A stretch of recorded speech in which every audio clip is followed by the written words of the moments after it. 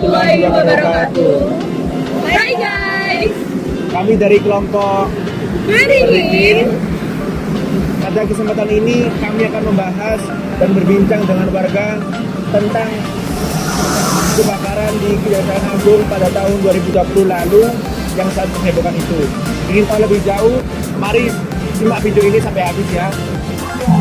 Jadi kelompok kami, kelompok gue, akan membahas tentang berita yang sempat viral tahun 2020 lalu tentang kebakaran kejaksaan.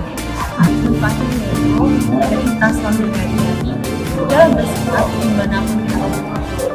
Tujuannya adalah agar dapat mengendalikan masyarakat bahaya yang ditimbulkan dari sebuah kelompok dan hal yang kecil itu dapat menimbulkan hal yang besar, yaitu seperti kebakaran.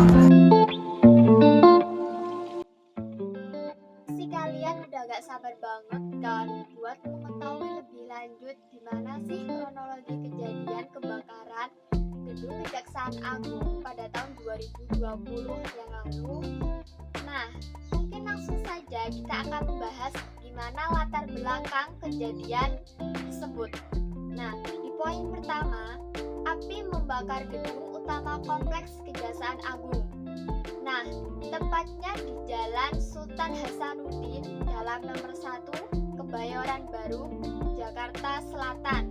Nah, tepatnya itu pada hari Sabtu tanggal 22 Agustus 2020. Untuk poin yang kedua, kebakaran berlangsung pukul 18.15 waktu Indonesia Barat, tepatnya pada malam hari hingga pukul 6.30 waktu Indonesia Barat keesokan harinya. Nah, gedung yang terbakar meliputi gedung kantor jaksa, kantor wakil jaksa agung, biro kepegawaian, intelijen, dan biro perencanaan. Mungkin langsung saja masuk ke poin yang ketiga. Api bermula ketika 5 pekerja proyek di aula lantai 6 itu menyebabkan open flame. Nah, open flame sendiri itu berarti api terbuka. Biasanya disebabkan oleh semisal korek api, lilin, maupun puntung rokok. Nah, adanya kejadian ini sehingga Dinas Penanggulangan Kebakaran mengerahkan 65 unit mobil pemadam kebakaran. Mungkin untuk video selanjutnya akan dilanjutkan oleh teman saya. Masalah terjadi kebakaran di gedung Kejaksaan Agung yang terletak di Jalan Sultan Hasanuddin dalam nomor 1 Kebayoran Baru, Jakarta Selatan pada hari Sabtu 22 Agustus 2020. 7 lantai dilalap api pada hari Sabtu malam Minggu dini hari. Bermula dari rapat biro kepegawaian lantai 6 gedung utama dan kemudian menjalar ke lantai 5 dan lantai 4. Dan ditetapkan 8 orang yang tersangka sebagai kasus kebakaran gedung utama Kejaksaan Agung. Tidak adanya korban jiwa di dalam peristiwa kebakaran tersebut. Untuk menanggulangi masalah kejadian kebakaran ini, pemadam kebakaran mengerahkan 64 unit mobil damkar untuk meredakan api sehingga api tidak menjalar ke gedung lainnya. Lalu tidak ada korban jiwa dalam peristiwa ini. Para petugas proyek mereka diberikan sanksi pidana selama 1 tahun penjara oleh pengadilan dan mandor proyek itu sendiri dibebaskan. Lalu kebakaran ini jika bisa tidak terulang kembali. Saya akan menjelaskan tentang pembahasan umum. Memang kasus kebakaran Kejaksaan Agung tersebut dikategorikan tingkat ringan. Akan tetapi meskipun dikategorikan tingkat ringan, hal ini tidak boleh dikesampingkan, tetap diwaspadai karena meskipun ringan akan berubah kategori besar ketika dibiarkan. Maka dari itu, petugas berwajib tetap menanggulangi atau memberikan tenaganya mengatasi kebakaran tersebut tanpa memandang tingkat ringan, tingkat tengah, meskipun tingkat yang lebih tinggi. Pembahasan umum yang selanjutnya yaitu poin kedua, jaminan bagi setiap pekerja untuk menghadapi resiko kerja yang dihadapi, yang terdapat dalam Undang-Undang Nomor 1 Tahun 1970, yang dimana dalam undang-undang ini dilatar belakangi dengan yang pertama, yaitu setiap tenaga kerja berhak mendapat perlindungan atas keselamatannya dalam melakukan pekerjaan untuk kesejahteraan hidup dan meningkatkan produksi serta produktivitas nasional. Kedua, setiap orang yang berada di tempat kerja perlu terjamin pula keselamatannya. Ketiga, berhubungan dengan itu, perlu diadakan segala daya upaya untuk membina norma-norma perlindungan kerja. Dengan majunya industrialisasi, mekanisme, dan modernisasi, maka kebanyakan hal berlangsung peningkatan intensitas kerja operasional dan tempo pekerja. Hal-hal demikian memerlukan pengembangan tenaga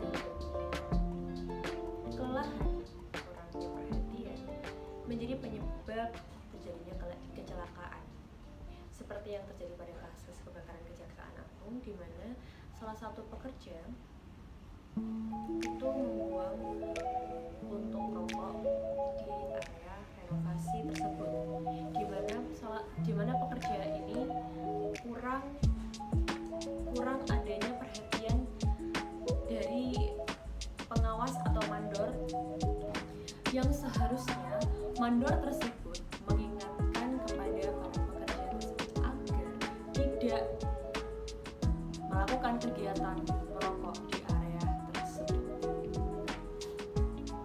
Kemudian dalam pasal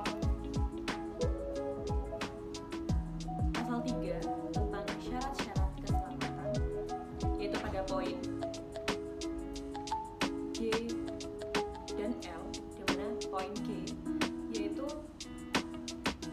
mencegah dan mengendalikan timbul atau menyebar luasnya suhu, kelembapan, debu, kotoran, asap, uap, gas, hembusan angin, cuaca, sinar atau radiasi, suara, dan getaran. Poin L, memelihara kebersihan, kesehatan, dan ketertiban. Pada kedua poin ini, jelas bahwa mandor dan juga pekerja yang ada di area renovasi tersebut itu tidak mengindahkan atau tidak mengingatkan si pekerja ini untuk tidak melakukan hal-hal yang tidak semestinya dilakukan, yaitu merokok. Di sini saya akan menyampaikan isi pembahasan khusus. Isi pembahasan khusus ini ada beberapa isi.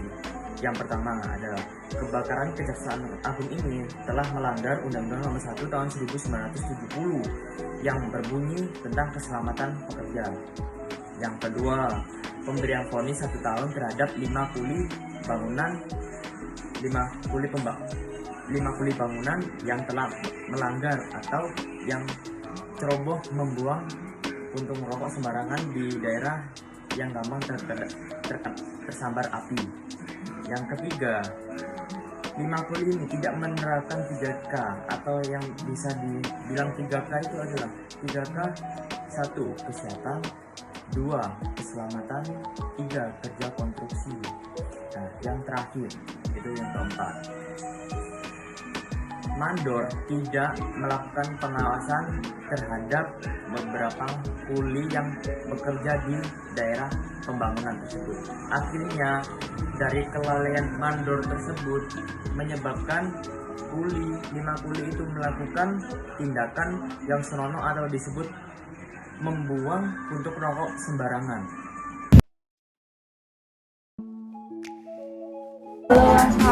Apa kabar? Iya baik, alhamdulillah sehat. Mungkin bisa diperkenalkan dulu. Kenalkan, saya Nabila. Saya sedang menempuh semester 5. Sekarang berkuliah di Universitas Bayangkara Surabaya. Oke. Mau minta waktunya sebentar ya.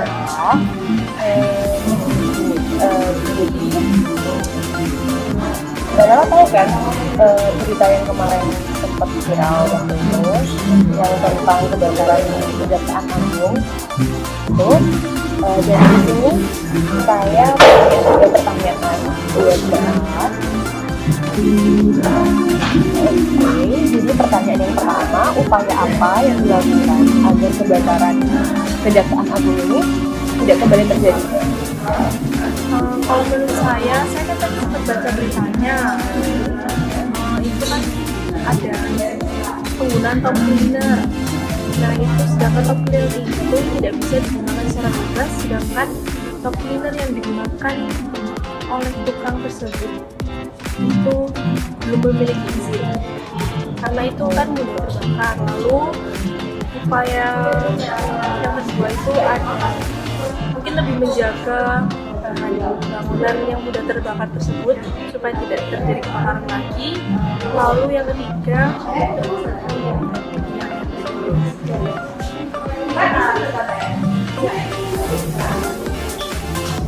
itu mungkin kalau tukang sedang merokok itu bisa merokok saat istirahat saja. Untuk pertanyaan kedua, apakah terjadi disintegrasi antar pekerja di renovasi Kejaksaan Agung?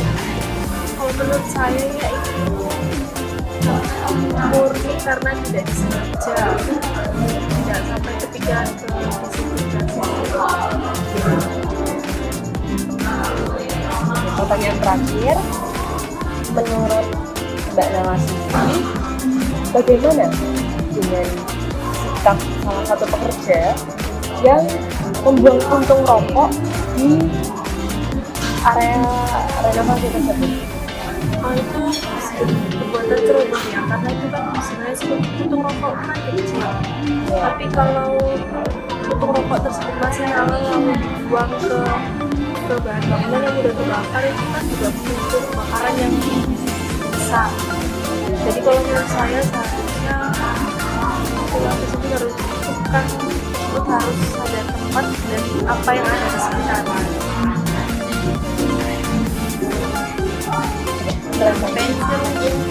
Terima kasih.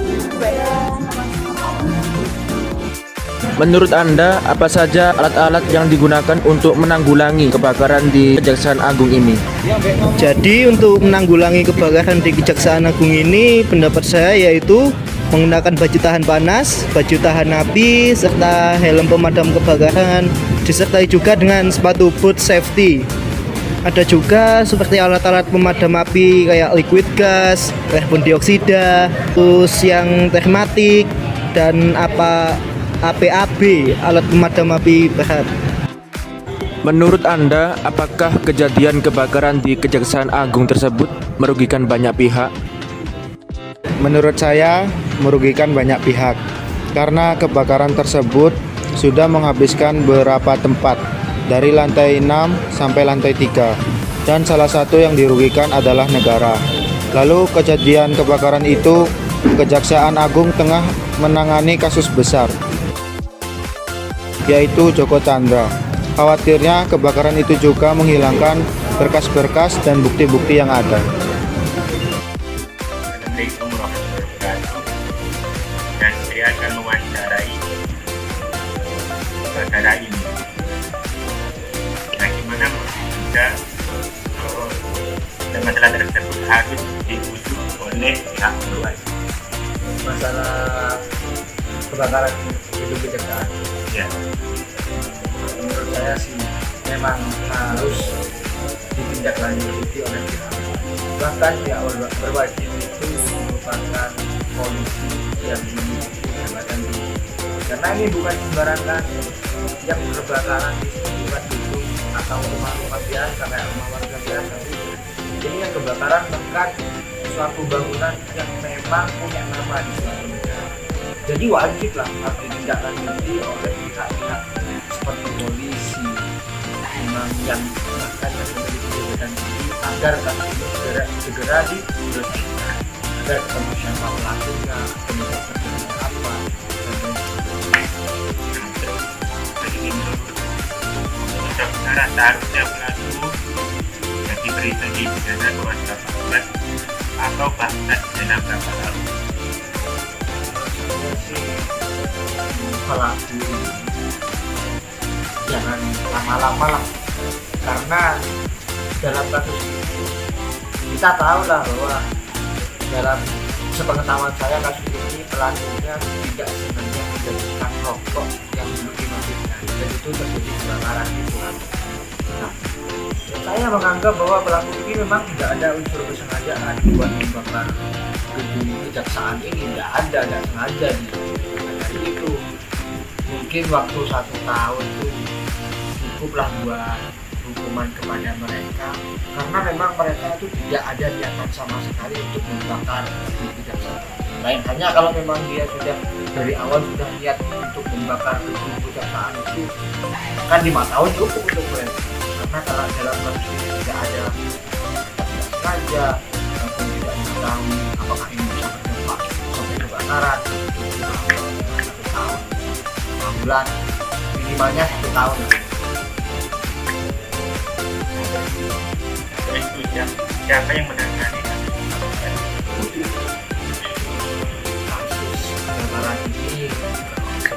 Sepengetahuan bagian polisi, grup lah, tim istilahnya itu, yang mana tersebut dipimpin oleh Ferdy Sambo waktu itu, yang memang menindaklanjuti kasus ini. Beliau Ferdy Sambo ini butuh waktu sekitar 1 bulan atau 2 bulan kalau tidak salah untuk menemukan atau menyelesaikan kasus di balik tragedi kebakaran. Ya, terima kasih wawancara saya. Assalamualaikum warahmatullahi wabarakatuh. Menurut Anda, apakah kebakaran di Kejaksaan Agung itu murni terbakar atau dibakar, disengaja atau tidak? Menurut Anda? Menurut saya, kejadian itu kelalaian dari kuli tersebut, karena kalau kuli tidak merokok, pekerjaan tidak jalan. Jadi kuli biasanya kebanyakan merokok, jadi mungkin kuli itu capek, jadi uang putung rokok itu sembarangan dan menyebabkan kebakaran di Kejaksaan Agung. Seperti itu ya. Di sini saya di sebelahnya. Namanya siapa, Mas? Nama lengkapnya Saifullah Yudhirman Madani dan bisa dipanggil Dani. Kalau saya Aziz Rangga Satria yang biasa dipanggil Rangga. Oke. Nah, Mas, ini saya mau tanya nih, Mas, tentang peristiwa yang terjadinya di Jakarta Selatan, tepatnya di Kemayoran Baru, Jalan Sultan Hasanuddin, di gedung Kejaksaan Agung. Oke. Nah, sampean tahu nggak, Mas, ngomong-ngomong soal itu? Tahu sih, biasanya dari berita-berita. Oh ya, kalau itu saya mau tanya ke Masnya, gimana sih, Mas, caranya kita atau orang-orang yang di sana buat menanggulangi sebuah kebakaran itu agar kebakaran itu tidak terjadi lagi? Oke, biasanya di dalam suatu gedung itu sendiri memiliki amper dan juga lalu juga ada itu tadi semacam pipa yang mengelilingi di atas seluruh area gedung yang berfungsi untuk menyemprotkan air. Nah, itu sendiri terus ada yang tahu di mana letak amper itu dan juga itu semacam pemacu untuk menyemprotkan air di sekeliling gedung. Udah. Nah, kemudian saya tanya lagi Mas, apa sih mitigasi sebuah rencana mitigasi untuk agar upaya ringan untuk menanggulangi bencana kebakaran ini? Oke, berhubung saya juga pernah pelatihan juga di pemadam kebakaran, jadi yang saya dapat ilmunya itu setiap di gedung itu pasti memiliki security yang ahli dalam bidangnya. Jadi security juga dibagi tugas-tugasnya juga. Lalu security yang biasanya di gedung-gedung besar seperti yang disebutnya Mas Hadi itu pasti mendapatkan pelatihan dari pemadam kebakaran bagaimana cara menanganinya. Jadi biasanya sebulan sekali itu ada pengecekan juga. Lalu pelatihannya juga di bawah naungan dari pemadam kebakaran. Berarti kayak gitu itu bisa ringan ya Mas ya kerjanya untuk menanggulangi sebuah kebakaran tersebut? Iya, karena sudah ada pelatihan dan juga sudah diarahkan oleh pemadam kebakaran. Oke. Kalau saya lanjut tanya tentang apa saja sih Mas dampak negatif tentang terjadinya kebakaran ini dan apa saja yang dirugikan dalam situasi ini Mas? Ya, negatifnya sendiri mungkin ya kalau misalnya tidak ada data ini tidak terselamatkan di dalam gedung itu, mungkin data itu akan hilang. Kalau misalnya tidak disalin, tapi kalau masih bisa disalin ya masih terselamatkan. Dan juga ruginya mungkin dari fasilitas akan rugi besar di dalam fasilitas, data-data, dan juga mungkin memakan korban jiwa. Tapi untung Mas, peristiwa kemarin tidak memakan korban jiwa, tapi memakan semua barang-barang atau tempat-tempat. Itu 7 lantai loh Mas, gila api itu. Bagaimana besarnya api buat melahap gedung tersebut.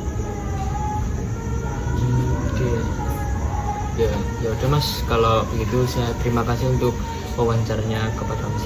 Terima kasih juga ya. Kali ini saya akan mewawancarai seorang kaum milenial, apakah dia mengetahui tentang kasus yang terjadi di 2020, yaitu kasus kebakaran Kejaksaan Agung. Mari kita tanyakan ke orangnya hari ini. Apakah saudara pernah mendengar tentang kejadian kebakaran Kejaksaan Agung? Iya, pernah. Apakah yang terjadi di Jakarta pada tahun 2020? Ya, menurut saudara, karena apa sih sehingga terjadi kebakaran tersebut? Mungkin kelalaian salah satu pegawai di proyek tersebut waktu renovasi gedung. Oke, dan apakah hal ini ada kaitannya dengan kasus suap Joko Chandra menurut Anda? Kalau menurut saya mungkin ya ada kaitannya, soalnya untuk menyamakan bukti-bukti dalam kasus tersebut. Oke, terima kasih Mbak sudah menjadi narasumber dari saya. Hai guys, pastinya kalian udah gak sabar kan? Nah, di samping saya sudah ada salah satu warga yang mau meluangkan waktunya untuk mengisi podcast ini. Langsung saja kita lanjut ya.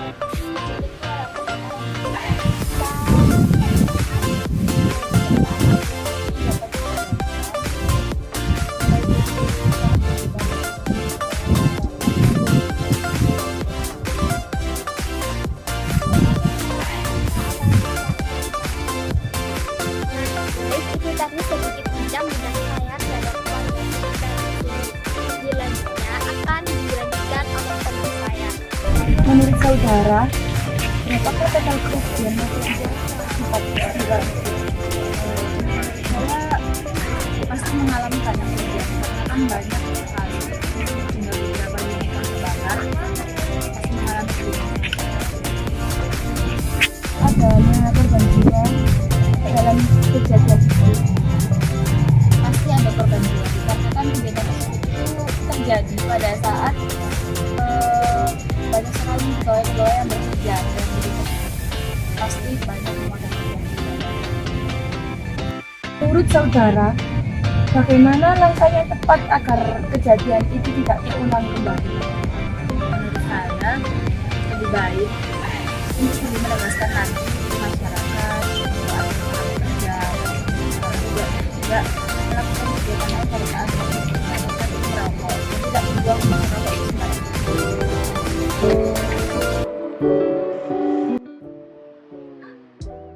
Analisis diskusi secara konsep kewarganegaraan dan juga undang-undang. Antara pengawas serta pekerja tidak ada yang mengawasi para pekerja dan tidak mengingatkan agar jangan merokok di area tersebut. Jadi si mandor tidak mengingatkan para pekerja agar tidak merokok di area tersebut. Kemudian hubungannya dengan kasus suap Joko Chandra ini itu untuk menghilangkan bukti. Menghilangkan bukti itu melanggar pasal 231 KUHP yang dimana dalam penjelasannya pasal 231 ayat 1, setiap orang yang dengan sengaja menarik suatu barang yang disita berdasarkan ketentuan undang-undang atau yang dititipkan atas perintah hakim atau dengan mengetahui bahwa barang ditarik dari situ, menyembunyikannya diancam dengan pidana penjara paling lama 4 tahun. Jadi kesimpulannya bermula dari kelalaian atau kecerobohan seorang pekerja bangunan yang sedang melakukan renovasi, lalu membuang puntung rokok yang mengakibatkan kebakaran di Kejaksaan Agung yang sangat menghebohkan itu, dan menghabiskan lantai 6 hingga ke lantai 3, dan pada akhirnya pekerja yang terlibat tersebut dijatuhi hukuman 1 tahun penjara dengan pasal 188 KUHP. Demikian video dari kelompok kami, semoga dapat memberi manfaat dan bertambahnya pengetahuan kita. Ilmu itu dicari dan ilmu tidak akan datang sendiri kepada orang yang punya berpangku tangan atau berdiam diri. Bisa kita malas-malasan, di luar sana banyak orang yang mati-matian belajar.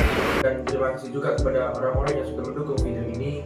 Dan jangan lupa like, share, dan komen. Wassalamualaikum warahmatullahi wabarakatuh.